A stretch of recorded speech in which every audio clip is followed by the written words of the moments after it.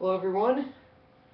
This is a video about how I ended up embracing the theological stance of pantheism. I think pantheism is a very beautiful view of God. And some people object to the term God, but I'll hopefully also explain why I use that word instead of well, different people use different words. But I'm going to tell the story a little bit about how I ended up embracing pantheism. Now, my parents were basically atheists, or I guess agnostic atheists. And so I wasn't raised to believe in God or the traditional supernatural deity.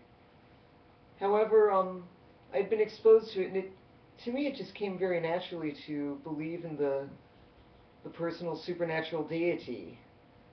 And I kind of became more agnostic-ish, but more of an agnostic theist. Then a while later I ended up converting to Christianity, and I really embraced sort of the traditional theism. But I also started to think in terms of the Trinity as sort of deism was the Father, the more supernatural theism was maybe the Son, and pantheism to me kind of was the Holy Spirit. And so I felt like kind of a multi-theist in a way. But then it was when I read a book called Reclaiming the Bible for a Non-Religious World by Bishop John Shelby Spong, where I didn't move away from theism, but I ended up moving away from sort of the belief that Jesus Christ was literally divine and believing in all the supernatural miracle stories. Then I read The History of God by Karen Armstrong, which mentioned all these different types of theisms. And so I ended up kind of becoming an agnostic theist, where it's like if I ended up believing, well, if the more traditional deity exists, then I would be a theist. But if he or she didn't, then I was a pantheist. And so it was very interesting. I basically said about people like John Shelby Spong and such that, well, pantheism might be a great alternative, but there is no evidence against the traditional deity. But then I finally fully embraced pantheism basically by reading The God Delusion by Richard Dawkins. There were all these things I'd say in defense of the traditional supernatural deity, and there were all these different little things that I would say in kind of defense. Well, I don't believe in the Big Daddy in the sky or anything like that, and then he basically mentioned that, and like, it doesn't matter, it's supernatural or not. And eventually, I quickly embraced pantheism, and there might be turning back, unlikely, but I'm never say never.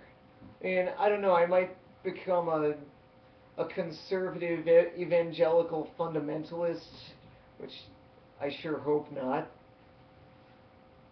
But the big criticism afterwards became, why use the word God?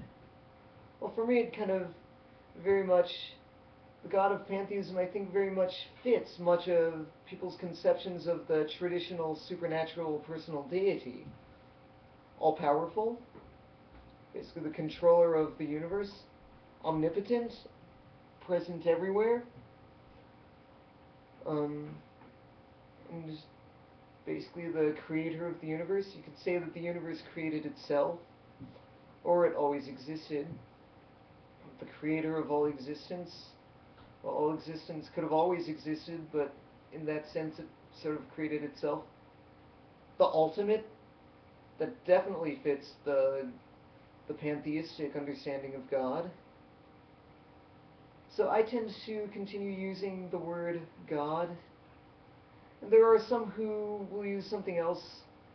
And for me as a Christian pantheist, it's kind of the term that I'll probably primarily always be using, but maybe for a Hindu pantheist, Brahmin might come naturally.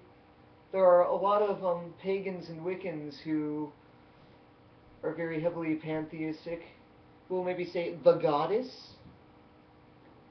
And there are other terms. There's one that Jesus uses himself in the Gospel of Thomas, if I can find it. And I have to highly recommend the Gospel of Thomas. I think much of it is very pantheistic. I think much of it is very much about sort of reflect, think.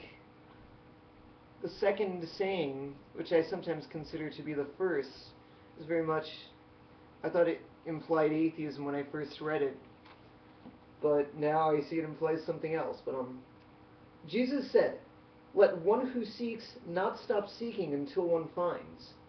When one finds, one will be troubled. When one is troubled, one will marvel and will reign over the all." So, that definitely represents my quest. And this definitely has a very pantheistic approach. Jesus also says something like this in the Gospel of Luke, but his disciples said to him, "When will the kingdom come? It will not come by watching for it. It will not be said, 'Look, here it is,' or 'Look, there it is.' Rather, the Father's kingdom is spread out upon the earth, and people do not see it." It's like the concept of heaven is in God's kingdom. To me, as a pantheist, that seems very much like this life, the here and now. Now, my views are probably not always going to stay the same. They're going to continuously change.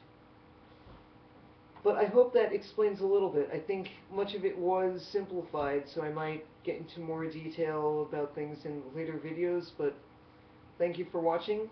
Shalom.